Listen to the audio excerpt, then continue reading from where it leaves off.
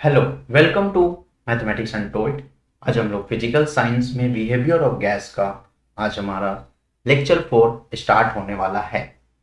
Okay, आज हम लोग लॉन्ग क्वेश्चन से स्टार्ट करेंगे।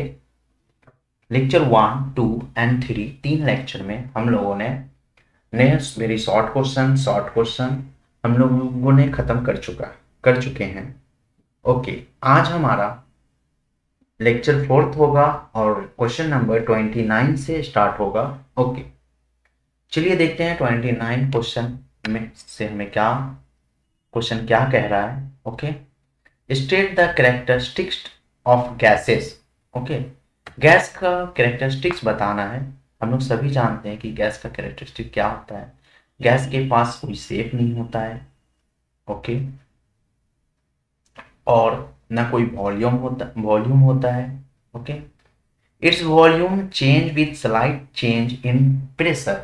इसका जो वॉल्यूम है वो थोड़ा सा भी अगर आप प्रेशर चेंज करते हो तो गैस का वॉल्यूम चेंज हो जाता है according to Boyle's and Charles law. Okay, और टेम्परेचर भी अगर आप चेंज करते हैं तो भी वॉल्यूम चेंज हो जाता है। Okay, its molecule are of point mass. इस गैस का जो मॉलिक्यूल्स होता है वो पॉइंट्स मास होता है एंड ऑफ पॉइंट वॉल्यूम, और पूरे वॉल्यूम को एक पॉइंट वॉल्यूम और उसका जो मास का जो वॉल्यूम है उसको पॉइंट वॉल्यूम माना गया है।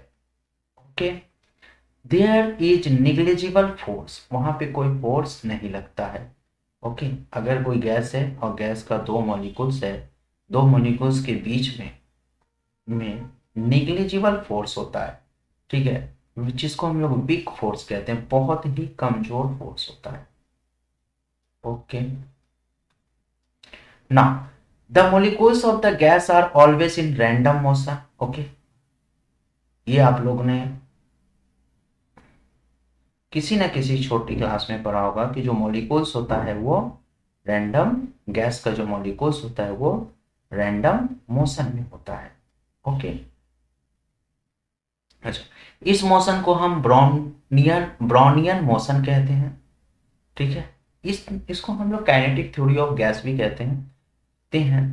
ठीक है, इस लॉ को, अच्छा एक बात और है कि जब दो मॉलिक्यूल्स होता है और दो मॉलिक्यूल्स के बीच में कोलिजन होता है, उसके बाद दो मॉलिक्यूल्स किसी न किसी डायरेक्शन में जाता है तो उसके बीच में एक एक पाथ बन जाता है। उस पाथ को हम लोग कहते हैं free path. Okay, free path. ये भी क्वेश्चन पूछ सकता है कि व्हाट इज फ्री पाथ। ठीक है, तो आपको लिखना है कि if two molecules of a gas collide each other after collision they go back in any direction, then there is the some distance between them, then that distance or path is called free path.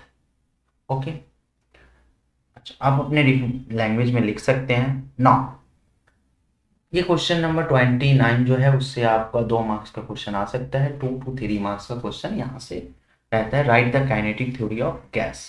Okay, और characteristics of the gas. Now question number 30, state Boyle's law and explain it. Boyle's law आप लोग इसको हम लोग explain कर चुके हैं कि volume is the direct inversely proportional to the pressure of a gas while its temperature remain constant. Okay, इस क्वेश्चन को भी हम लोगों ने डिस्कस कर चुका है लेक्चर नंबर 3 में। ओके, लेक्चर 3 में जाकर देखिए, ये क्वेश्चन अच्छे से डिस्कस किया हुआ है। एक्सप्लेन करना है, आप इसको एक्सप्लेन कीजिए, या फिर आप मैथमेटिकल मैथमेटिकल एक्सप्रेशन अगर बताना है तो आप बॉयल्स लॉ के लिए P मान लीजिए। Okay, P is equal to pressure मान लीजिए, V is equal to volume मान लीजिए, और M जो है वो मास ऑफ द गैस है। ठीक है,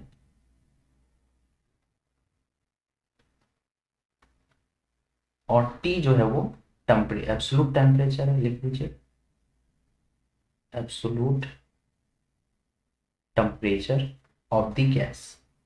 ठीक है, तो यहाँ पर टेम्परेचर और मास कांस्टेंट होगा। तो according to Boyle's law, according to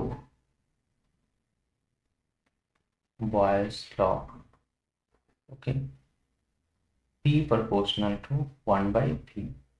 okay, तो ये बॉयल्स लॉ का आप एक्सप्लेनेशन दे सकते हैं कि प्रेशर बढ़ने से वॉल्यूम डिक्रीज हो जाता है। ओके, तो इतना बड़ा एक्सप्लेनेशन नहीं देना है, आप इसको इस तरह से एक्सप्लेन, ये मैथमेटिकल एक्सप्लेनेशन है। अगर पूछता है कि एक्सप्लेन करो या मैथमेटिकल इक्वेशन बताओ, तो आप इस तरह से मैथमेटिकल एक्सप्लेनेशन इस तरह से दे सकते हैं। ठीक है, और आगे भी इसको आप वेरीफाई कर सकते हैं और इसको ड्राइव कर सकते हैं। P V is equal to K. Okay, K is non zero constant. Okay, तो क्वेश्चन नंबर 30 लेक्चर 3 में अच्छे से एक्सप्लेन किया गया है।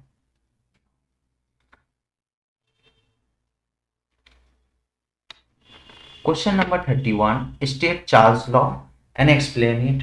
ये क्वेश्चन भी लेक्चर नंबर 3 में अच्छे से एक्सप्लेन किया गया है कि चार्ल्स लॉ क्या होता है, और चार्ल्स लॉ को हम लोगों ने वहाँ भी मैथमेटिकल एक्सप्लेनेशन हम लेक्चर नंबर 3 में दे चुके हैं। ओके, अच्छे से वहाँ पे मैंने बहुत अच्छे से डिस्कस किया हूँ, इसलिए यहाँ पर नहीं बता रहा हूँ। ठीक है, एक बार मैं सिर्फ समझा दे रहा हूँ कि चार्ल्स लॉ क्या होता है। कि चार्ल्स लॉ कह रहा है कि it state that the volume of a given mass of a gas is increase or decrease 1/23। ठीक है, इसमें थर्ड है, आप हटा सकते हैं इसको। 1/23 part of its initial volume और वॉल्यूम एट अ 0 डिग्री। मतलब कह रहा है, थोड़ा सा एक्सप्लेन करता हूँ। देखिए, कहता है कि कोई गैस अगर 0 डिग्री पे रखा हुआ है, ठीक है, टेम्परेचर जो है वो 0 डिग्री है और इसका इनिशियल वॉल्यूम भी 0 है, तो अगर आप टेम्परेचर इंक्रीज करेंगे। अच्छा, पहले इस गैस का 273 पार्ट समझ लीजिए। मान लीजिए कि इस गैस को 273 पार्ट में ब्रेक कर चुके हैं। ओके, तो एक पार्ट का जो वैल्यू है वो है V0 इंटू 1/273। ठीक है, अगर आप 1 डिग्री टेम्परेचर बढ़ा रहे हैं तो एक पार्ट और इंक्रीज हो जाएगा। ठीक है, तो जो मेरा वॉल्यूम आएगा, फाइनल वॉल्यूम आएगा 1 डिग्री टेम्परेचर इंक्रीज होने पर, वो आएगा V0 प्लस एक पार्ट और बढ़ा है पूरे का, उसका वैल्यू होगा V0 इंटू 1/273। इसको मैंने लेक्चर नंबर 3 में अच्छे से एक्सप्लेन कर चुका हूँ। तो ये स्थान से कॉमन ले लीजिए, 1 + 1/273। इस तरह से मेरा चार्ल्स लॉ बढ़ेगा। ठीक है, आप इसको लेक्चर नंबर 3 में देखिए, अच्छे से एक्सप्लेन किया हुआ है। उसी तरह से T डिग्री, एक मिनट और लिख देता हूँ, नहीं तो ये इनकम्प्लीट नजर आएगा। VT इज इक्वल टू होगा V0 plus V0 into T/273। Okay, यहाँ से आप V0 कॉमन ले लीजिए, 1 + T/273 डिग्री, सॉरी 273। ओके, तो चार्ल्स लॉ को मैंने लेक्चर नंबर 3 में अच्छे से एक्सप्लेन किया हूँ। ओके, आगे बढ़ते हैं। एब्सोल्यूट जीरो टेम्परेचर, इसको भी मैंने अच्छे से डिफाइन किया हूँ कि जिस टेम्परेचर पे किसी गैस का, ठीक है, जिस टेम्परेचर में किसी गैस का पूरा volume, that means final volume 0 हो जाए। ओके, मान लीजिए गैस का वॉल्यूम कितना है, इनिशियल वॉल्यूम V0 है। इसको थोड़ा सा एक्सप्लेन कर देता हूँ। इनिशियल वॉल्यूम अगर V0 है और फाइनल वॉल्यूम जो है वो, फाइनल वॉल्यूम भी 0 हो जाएगा। ठीक है, फाइनल वॉल्यूम जो है वो 0 हो जाएगा, डेट मीन्स इस गैस के अंदर अब कोई वॉल्यूम रहेगा ही नहीं। डेट मीन्स इस कंटेनर के अंदर अब गैस नहीं है, no gas. Okay, no gas मतलब यहाँ पर अभी गैस था, अब यहाँ पर गैस नहीं है, तो मतलब कि इसका वॉल्यूम 0 हो गया है। ठीक है, तो वो कौन सा टेम्परेचर पे होता है, वो जो टेम्परेचर होता है, मतलब टेम्परेचर मुझे इसके लिए डिक्रीज करना पड़ेगा, और टेम्परेचर डिक्रीज करते करते मैंने इसको भी अच्छे से एक्सप्लेन किया हूँ। आप लेक्चर नंबर 3 में एंड फिर लेक्चर नंबर 2 और 3, लेक्चर नंबर 2 एंड 3 में अच्छे से एक्सप्लेन किया हूँ what is the absolute zero temperature. Okay, मैं बार बार एक ही चीज को एक्सप्लेन नहीं करूंगा, ठीक है, तो आप वहां से देख सकते हैं जाकर। ओके, तो ये जो टेम्परेचर होगा वो होगा -273 डिग्री सेल्सियस। ओके, इसका डेरिवेशन भी क्या हो देखिए, फाइनल वॉल्यूम चार्ल्स लॉ के according V0 into 1 plus T by 273 होता है। ओके, अब फाइनल वॉल्यूम जीरो कर दिए और टेम्परेचर मुझे खोजना है, दैट मीन्स ये टी टेम्परेचर फाइंड करना है। टी टेम्परेचर कितना होगा, तो हम इसको इस तरह से देखिए, यहाँ से मैंने सॉल्व, यहाँ V0 उधर भेजते हैं तो ये जीरो हो जाएगा, 1 प्लस टी बाई 273, 1 को इधर भेजते तो -1 equal to T by 273, cross multiply करते हैं, T is equal to -273 degree Celsius. Okay, तो ये मेरा जो क्या है टेम्परेचर है। ओके, इस तरह से आप ड्राइव कर सकते हैं। यहाँ पे लिखा हुआ है what is absolute zero temperature, तो आप लिख सकते हैं कि -273। व्हाट इज यहाँ पे डेफिनेशन पूछा है, तो आप जिस टेम्परेचर पे किसी गैस का फाइनल वॉल्यूम जीरो हो जाता है उसको हम एब्सोल्यूट जीरो टेम्परेचर कहते हैं। और define absolute scale of temperature, और एब्सोल्यूट स्केल क्या है, दैट मीन्स -273 डिग्री सेल्सियस जो है वो एब्सोल्यूट स्केल ऑफ टेम्परेचर है। ओके, और उसको आप ड्राइव भी कर सकते हैं। लॉन्ग क्वेश्चन है तो इस तरह से आप ड्राइव करिएगा। ना आगे बढ़ते हैं। विलियम थॉमसन जो है इस टेम्परेचर के बारे में बताए थे, जो अभी लॉर्ड केल्विन, ठीक है, Lord Kelvin, therefore this scale temperature is also known as Kelvin scale. Okay, मतलब that means -273 degree Celsius is equal to 0 kelvin के बराबर होता है। ओके, तो केल्विन स्केल को बताने वाले जो साइंटिस्ट थे उसका नाम था, बनाने वाले जो साइंटिस्ट है उनका नाम है Lord kelvin. Okay, original name है विलियम थॉमसन और वो लॉर्ड केल्विन के नाम से जाने जाते हैं।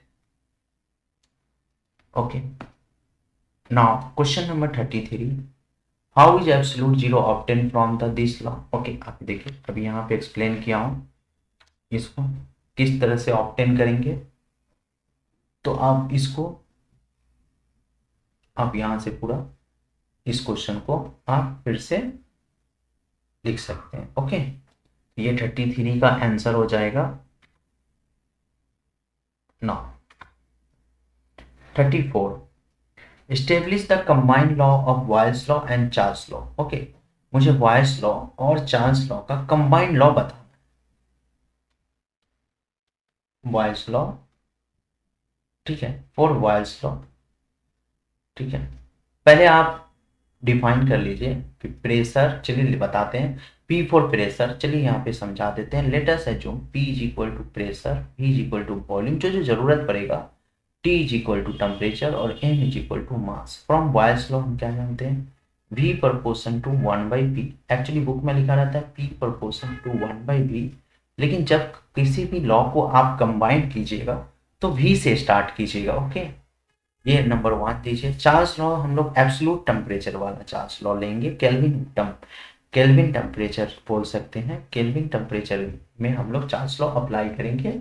ओके, तो V प्रोपोर्शन टू T, देखिए V प्रोपोर्शन टू 1/V और V proportion to T, that is, ये बॉयल्स लॉ है, इक्वेशन नंबर 1 और ये इक्वेशन नंबर 2, दोनों को कंबाइन कर देते हैं।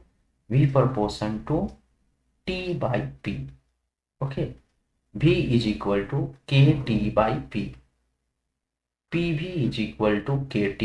इस तरह से दोनों को ड्राइव करेंगे और लिखेंगे PV/T is equal to K। Okay, ये हो गया आपका दोनों इक्वेशन, दोनों लॉ मिलकर एक इक्वेशन। और फिर इसके बाद आप लिख सकते हैं दैट इम्प्लाइज P1V1/T1 इक्वल होगा P2 V2 by T2, because आप कोई भी प्रेशर अप्लाई कीजिए, कोई भी वॉल्यूम अप्लाई कीजिए एक गैस के ऊपर, और कोई भी टेम्परेचर अप्लाई कीजिए, जो ये रेशो है वो हमेशा सेम आएगा किसी भी गैस के लिए। ओके, तो इस तरह का कॉन्सेप्ट जो है वो लेक्चर थ्री आप देखिए, तब इस तरह का कॉन्सेप्ट आपको पूरा समझ में आएगा। ओके, ना आगे बढ़ते हैं। ओके, ठीक है, फिर ओके, तो ये चैप्टर का सारा कॉन्सेप्ट हमने दे दिया, मैंने दिया। ओके, अब हम लोग कुछ बोर्ड का इंपॉर्टेंट क्वेश्चन करेंगे। तब तक के लिए आप लोग मेरे चैनल को लाइक कीजिए, सब्सक्राइब कीजिए और शेयर कीजिए। और इस चैप्टर का 4 लेक्चर हुआ, आप इसको अच्छे से समझिए। फिर सारे बोर्ड के क्वेश्चन को और सारे प्रीवियस ईयर क्वेश्चन को हम लोग एक एक करके सॉल्व करेंगे और उसको समझेंगे कि उसमें क्या उसको सॉल्व कैसे करना है। आपको खुद पे खुद समझ में आ जाएगा कि सॉल्व कैसे करना है। Thank you.